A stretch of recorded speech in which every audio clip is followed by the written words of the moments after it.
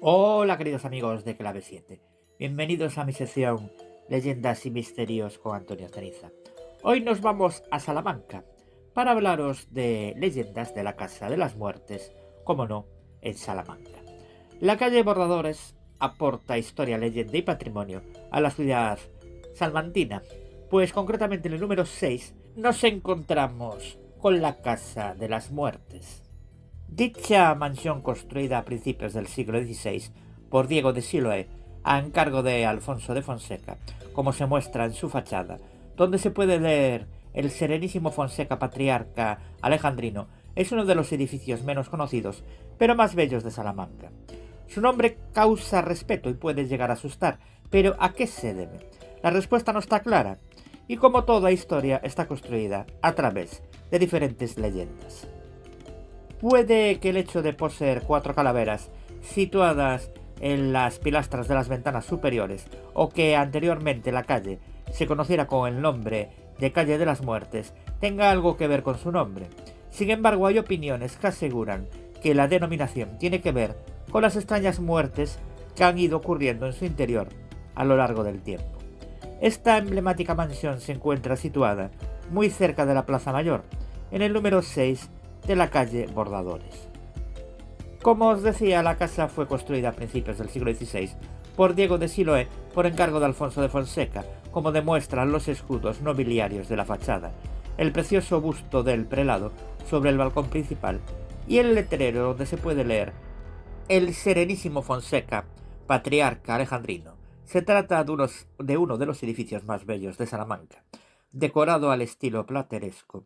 Vinculada a la familia Ibarra hasta 1805, pasó a manos del Estado a través de una subasta, como consecuencia del Real Decreto del 19 de septiembre de 1798, que dispuso la venta de los bienes eclesiásticos. En la actualidad es de propiedad privada. Pero, ¿sabéis a qué se debe su nombre? Para responder a esta pregunta, el viajero debe de estar dispuesto a aventurarse en el movedizo y confuso y oscuro territorio de las leyendas. Muchos hablan de que fue bautizada de esta forma por las calaveras que hay situadas en las pilastras de las ventanas superiores. Sin embargo, otros aseguran que la denominación tiene que ver con las extrañas muertes que se han ido sucediendo en su interior a lo largo de los siglos, como decíamos antes. La cuestión es que la respuesta ante la equilibrada y armoniosa fachada del soberbio edificio plateresco resulta simplemente vaga y huidiza, pues a día de hoy no se sabe a ciencia cierta. Vamos con las familias rivales, los Monroy y los Manzano. En 1898 el licenciado Bolanegra publicó una obra en la que se incluía la historia de amor entre un Monroy y un Manzano, dos familias rivales de la ciudad, y que habría tenido lugar en 1467. La historia acabaría en tragedia, dando lugar a la muerte de ambos. Cuando años más tarde se construyó la casa, se hallaron sus cuerpos entre las peñas de los cimientos al lado de otros dos sin cabeza, que se decía que eran los dos hermanos Manzano decapitados por doña María la Brava. Según esta versión, el hallazgo de los cadáveres habría horrorizado tanto a los salmantinos que desde entonces llamaron a este edificio la Casa de las Muertes. Vamos con la historia de amor entre don Diego y doña Mencía. Cuentan que años más tarde ocurrió otra historia macabra en el interior de la misma.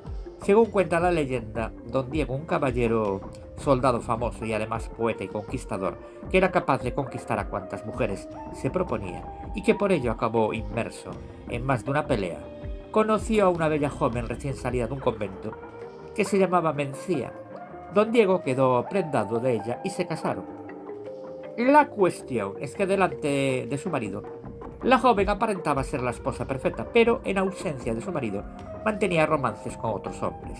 El problema es que en la Salamanca del siglo XVI todo se sabía y los devaneos de doña Mencía acabaron saliendo a la luz. El seductor y amante que tantas veces se había batido en duelo con otros maridos se había convertido en víctima de su propio pecado. Don Diego, astuto, decide marcharse de la ciudad. A la mañana siguiente el cuerpo de un hombre parece muerto delante de la puerta de su casa en una estocada. Y lo mismo ocurre a la noche siguiente. mientras en su casa doña Mencía llora la muerte de sus dos amantes. Días después, don Diego se volverá a enfrentar a otro de los amantes de su mujer, pero esta vez sale herido de muerte. Antes de dar el último suspiro, consigue llegar hasta su mujer y la estrangula. A la mañana siguiente los vecinos descubren la tragedia.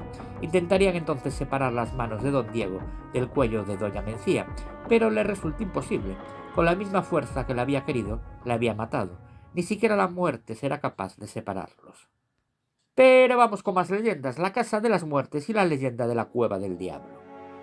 Según cuenta el escritor portugués Francisco Botelho de Moraes y Vasconcelos, el diablo habitaba en algún lugar del laberinto de cuevas que se extendían por debajo del suelo de la ciudad.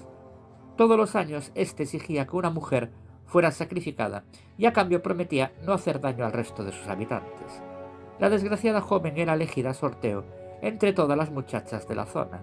La elegida era abandonada en la cueva y lo único que se volvía a ver de ella era su calavera tirada a la entrada. Según el escritor, para que nadie más las cogiera, fueron colocadas en la fachada de una de las casas más altas de Salamanca.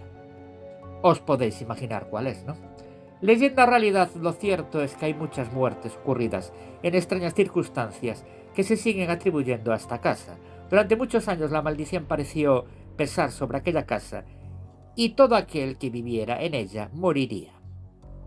Hay muchos que creen que la casa se llama así por el antiguo nombre de la calle de las Muertes, como os decía, aunque si lo pensamos bien, ¿qué fue primero, el huevo o la gallina? Lo cierto es que las calaveras de la fachada serían eliminadas para frenar la creciente superstición y el temor que inspiraban a las gentes, quedando como inofensivas bolas de piedra. No obstante, en 1963 se volvió a restaurar la casa y se volvieron a colocar de nuevo las calaveras originales. Otra leyenda asegura que en el sótano de esta casa una mano criminal dio muerte a la familia de un sacerdote. También se cuenta que algunos de los propietarios de la casa han muerto en extrañas circunstancias sin explicar o fueron asesinados a manos de alguien que nunca se encontró. Muchas leyendas para la Casa de las Muertes. Como podéis ver, leyendas al respecto de tan singular nombre, la Casa de las Muertes no faltan. De hecho, las hay para todos los gustos. Por eso, este es uno de los edificios más misteriosos, a la par que emblemáticos, que no debéis perder la oportunidad de visitar si viajáis a Salamanca. Y vosotros, queridos amigos, ¿con qué historia os quedáis? Y hasta aquí mi sección por el día de hoy. Recordaros que a mí me podéis encontrar en los siguientes blogs. En el blog misteriosantonioceniza.blogspot.com, en el blog leyendasdelmundoceniza.blogspot.com, en el blog leyendasceniza.wordpress.com, en el blog leyendasceniza2.wordpress.com y en el blog Misterios Leyendas de Galicia y Asturias.wordpress.com. También me podéis encontrar en dos programas que codirijo, como son Marín y Ceniza, Misterios Podcast, y Misterios de las Noches Gallegas, Podcast Radio. También en mi propio programa que dirijo, presento y edito, y que se llama Ceniza da Morte Podcast. Y como siempre, antes de terminar, mandar un fuerte abrazo al director y presentador Fernando Álvarez, a Josefín y al resto de mis compañeros y compañeras, y como no, a ustedes, queridos amigos de Clave 7. Y nosotros nos vemos en el siguiente programa.